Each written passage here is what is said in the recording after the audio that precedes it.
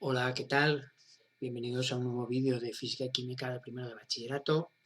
Hoy vamos a empezar un tema nuevo, hoy vamos a empezar el tema de la dinámica, que va a complementar el tema anterior, que era el estudio de fuerzas, y sobre todo viene a dar respuesta a el complemento de la cinemática. Si recordáis, la cinemática era el estudio de la física y del movimiento en el que no nos importaba la causa, solamente estudiábamos el movimiento, pero la dinámica va a ser aquella que estudia la causa del movimiento, es decir, las fuerzas que provocan ese movimiento, el por qué y cómo van a actuar.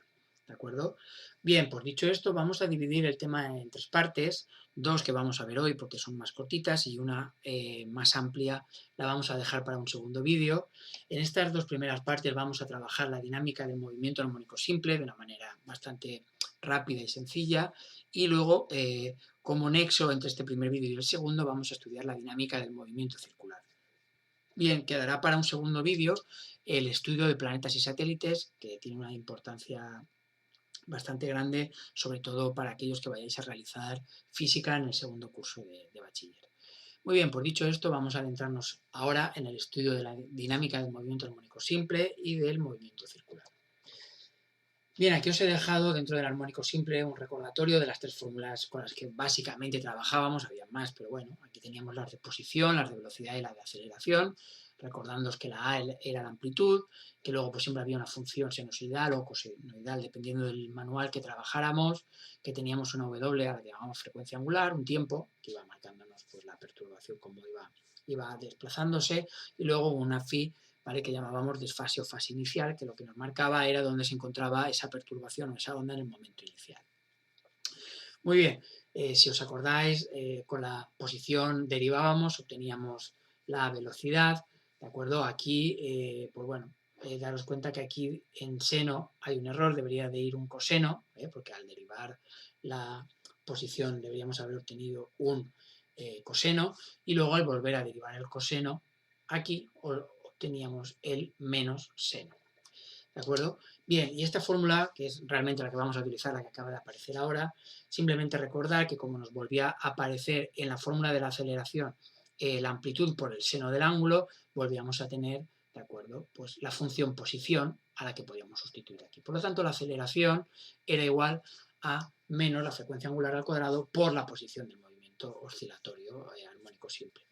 Bien, dicho esto, vamos a marcar un punto de partida, que es una ley muy conocida, sobre todo porque en tercero la trabajamos un poco, a veces en tecnología también, que es la ley de Hooke, si os acordáis.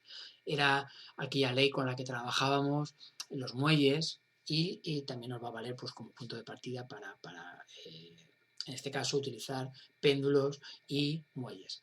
Muy bien, lo que venía a decir la ley de Hooke es que cuando un cuerpo elástico se deforma, siendo X la deformación, el espacio deformado, va a existir una fuerza elástica que se va a oponer a dicha deformación y es proporcional a ella. Por lo tanto, fijaros que aquí, a diferencia de cursos anteriores, ya podemos gastar ese signo menos, donde K era la constante de elongación o la constante del muelle, la constante recuperadora, y X por la deformación. ¿Por qué ese signo menos? Pues muy bien, pues porque básicamente ese signo menos significa que esta fuerza siempre va a ser recuperadora, igual que estudiamos en el armónico simple, es decir, con la aceleración siempre va a intentar volver al objeto a su posición de equilibrio. Por lo tanto, le va a llevar a tener un valor negativo.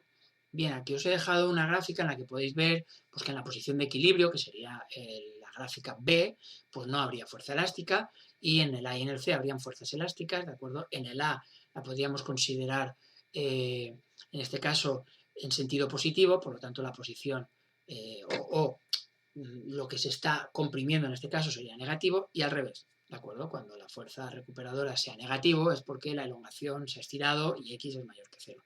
Siempre vamos a jugar un poquito con esos signos, ¿vale? Os lo dejo aquí un poquito para que lo veáis, lo analicéis, pero no más dificultad, ya que este es nuestro punto de partida, ¿vale? Bien, pues bueno, a partir de aquí vamos a trabajar ahora fórmulas ya estudiadas en el tema anterior y lo vamos a unir con conocimientos del armónico simple, pues para llegar a un estudio. Realmente tanto lo vamos a diferenciar para muelles como para un péndulo, que serían los dos casos más particulares que estudiamos en el tema del armónico simple, y al final lo que vamos a querer es una fórmula en la que calculemos el periodo, es decir, cuál va a ser, ¿vale?, este proceso de elongación, este tiempo de elongación, ¿vale? Recordar que el periodo era el tiempo que le costaba hacer un giro completo, una elongación completa, en este caso una oscilación completa. Bien, dicho eso, pues nada, vamos a trabajar primero, como os he dicho, para el muelle. Partimos de la fórmula masa por aceleración, porque Newton está ahí para salvarnos la vida una vez más. Y a partir de aquí, esa aceleración, como hemos visto en la diapositiva anterior, la vamos a cambiar por justamente en el armónico simple por menos frecuencia angular al cuadrado por estiramiento, ¿no?, por decirlo de alguna manera, o desplazamiento. Bien, aquí os he cerrado m por omega al cuadrado, frecuencia angular al cuadrado, pues para que luego veáis que va a ser muy fácil de comparar con la ley de Hooke, que la tenemos aquí. Por lo tanto, si comparamos estas dos ecuaciones, pues ya podéis ver enseguida que hay una relación entre esa K, que es la constante del muelle, la constante de elongación, y la masa y la frecuencia angular. Muy bien, como veis aquí, continuamos matemáticamente, ¿vale?, y viéndolo poquito a poquito, y pues ya tenemos, ¿de acuerdo?, una fórmula. Si quisiéramos despejar de alguna manera la frecuencia angular, pues la podríamos despejar de esta manera, ¿de acuerdo? Por lo tanto, esta frecuencia angular realmente ya podemos ir adelantando que va a depender de la constante del muelle. Por lo tanto, lo que nos está diciendo es de lo duro que sea ese muelle, si se estira mucho con facilidad o se estira poco, si hay que hacer mucha fuerza para estirarlo poca, y de la masa del mismo. Muy bien, dicho eso, vamos a recordar también una fórmula que utilizábamos en ondas, que hemos utilizado en el armónico simple, que era la de la frecuencia angular, que es igual a 2pi partido el periodo. O, dicho de otra manera, 2pi por la frecuencia. Recordar que frecuencia y periodo es la inversa. El periodo se mide en segundos, la frecuencia en segundos a la menos 1 o hercios. Muy bien, pues bueno, volvemos a tener dos fórmulas de frecuencia angular, por lo tanto, por aquí podemos ahora trabajar, podemos igualarlas, podemos obtener aquí la frecuencia, ¿vale?, como 1 partido 2pi por la raíz de k partido m, y a partir de aquí, pues bueno, llegamos a la fórmula final en la que siempre se suele trabajar con el periodo porque es una magnitud más interesante o más visual, por decirlo de alguna manera, que la frecuencia. Bien, nos quedaríamos con esta fórmula de que el periodo es igual a 2pi por la raíz de la masa partido la k. Bien, ¿qué viene a decir esta fórmula? Pues bueno, que podemos calcular el periodo conociendo relativamente poca información del muelle. Concretamente necesitamos solamente la masa y la constante recuperadora.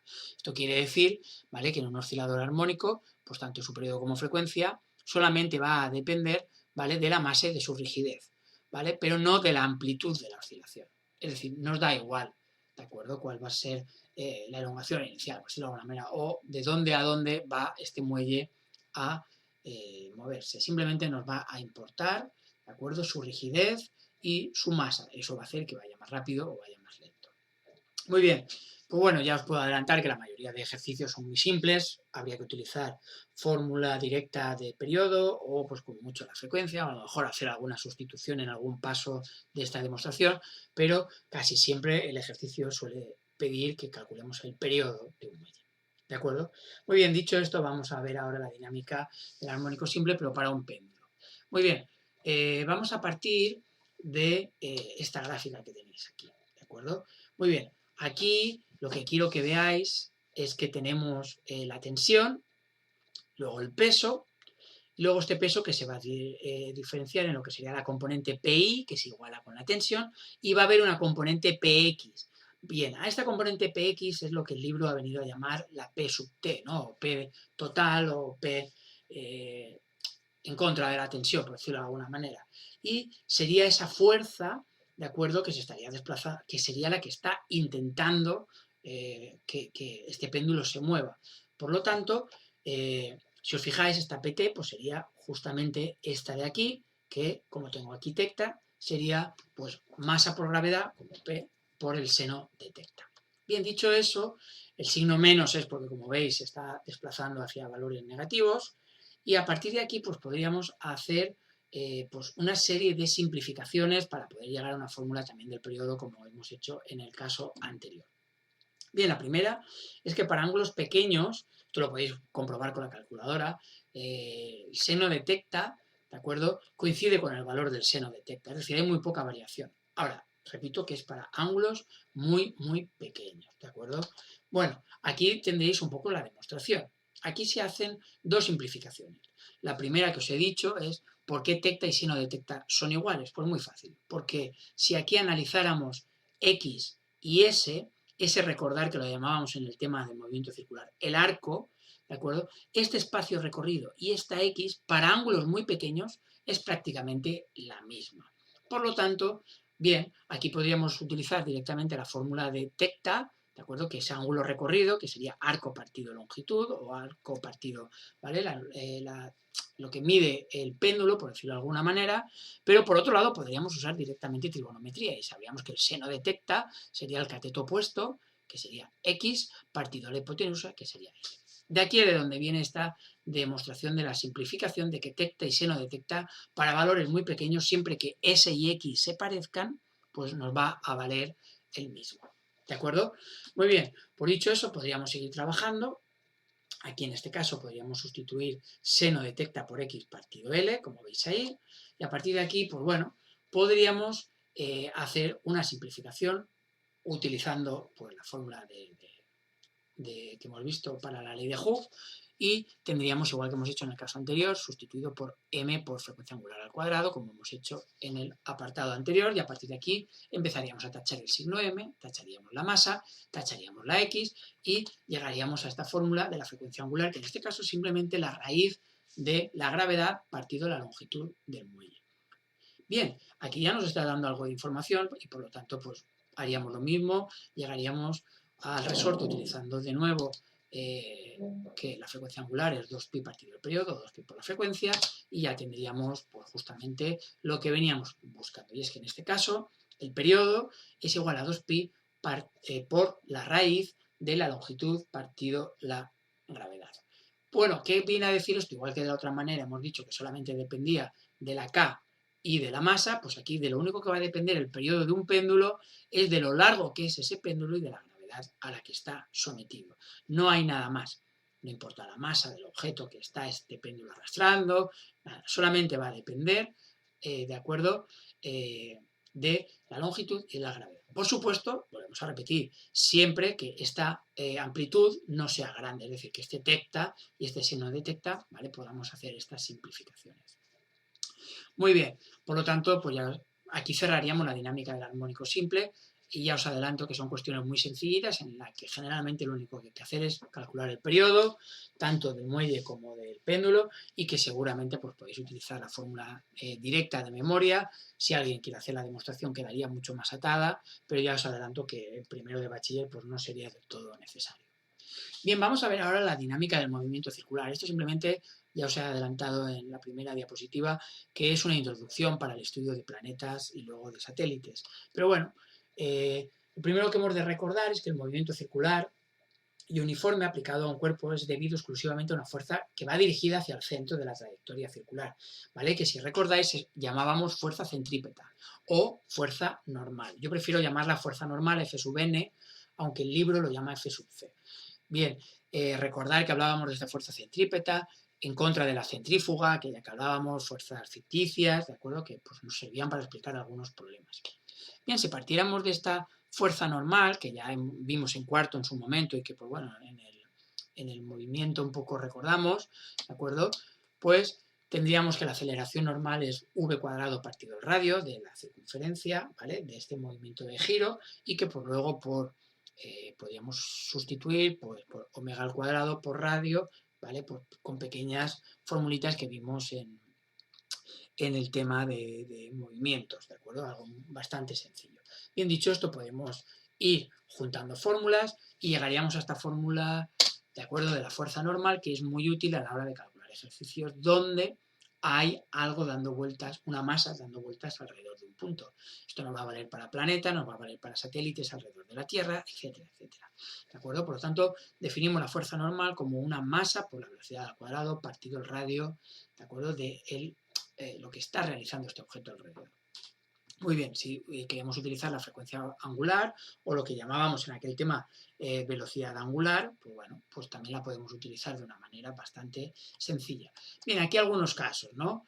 Que os adelanto, ¿no? Pues ahí tenéis la tensión, ¿vale? Como ocurre cuando se hace girar un cuerpo, ahí ves la tensión que apunta hacia adentro, hacia el origen.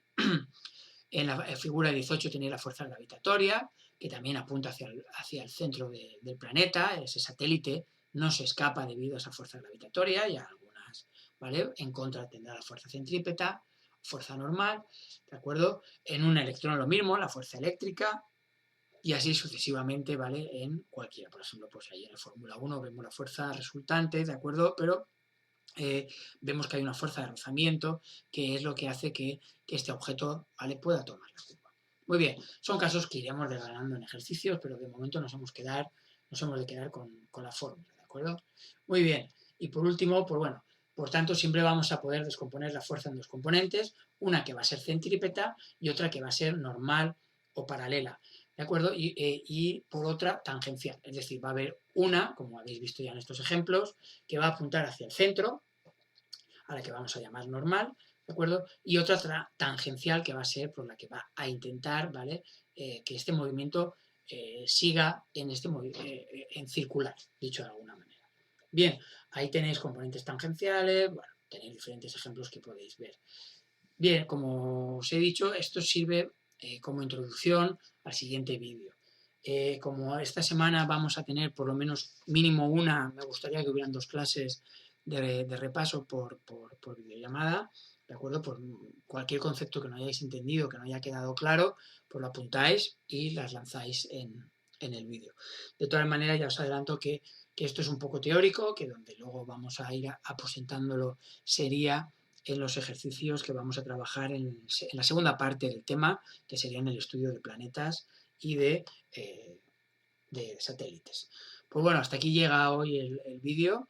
Espero que lo hayáis entendido y nada, que poco a poco vamos a continuar en este tema 10, trabajando. En breve os plantearé algunos ejercicios en el blog, ¿de acuerdo? Sobre todo de la primera parte. Y nada, pues dudas, cualquier cosa que tengáis, ya sabéis dónde encontrarme. Espero recibir feedback vuestro y estamos en contacto. Así que venga, mucho ánimo y cuidaros.